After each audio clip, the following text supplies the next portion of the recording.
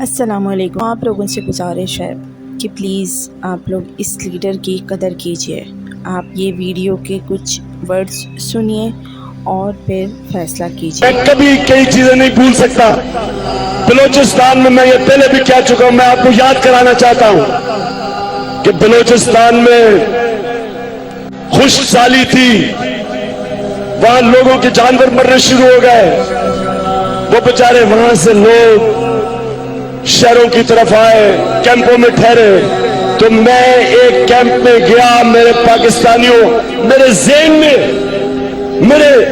مجھے اس کی رات کو گھنانے خواب آتے تھے سوچ کے کہ جو میں نے ایک عورت کو دیکھا وہاں بال بکھرے ہوئے، پاگل بری ہوئی، رو رہی۔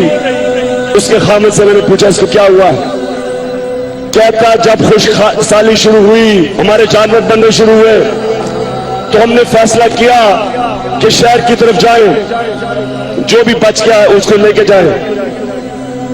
تو کہتا لیکن ہمارے پاس ہماری ایک معذور بیٹی تھی اور ہمارے پاس اس کو لے جانے کے باقی بھی بچے تھے، تو ہمیں اس معذور بیٹی کو چھوڑ کے جانا پڑا۔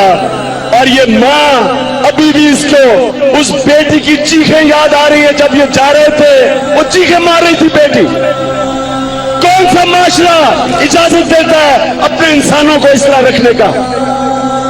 اور میں دیکھتا تھا یہاں اوپر ایوانوں کے اندر یہ شریف خاندان اور وہ زرداری خاندان اربوں روپے ان کے باہر ہیں، پیٹ ان کا بھرتا نہیں ہے۔ ایک گھر نہیں تو دوسرا گھر، پیرس میں، لندن میں۔ اس کا بیٹا نواز شریف کا 800 کروڑ روپے کے فلیٹ میں 1 ہائیڈ پارک کارنر میں لندن میں رہتا ہے۔ کدھر سے آیا پیسہ؟ کیوں قوم چپ کر کے تسلیم کرتی تھی؟ تو پاکستانیوں، مجھے آج خوشی یہ کہ مجھے نظر آ رہی ہے، اور میں اس لیے اللہ کا شکر ادا کر رہا ہوں کہ اللہ تو نے میری دعا قبول کی اور میری ساری قوم کو جگا دی ہے۔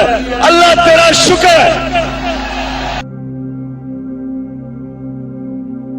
آپ لوگوں نے دیکھا کہ اس لیڈر کے دل میں کتنا درد بھرا ہوا ہے۔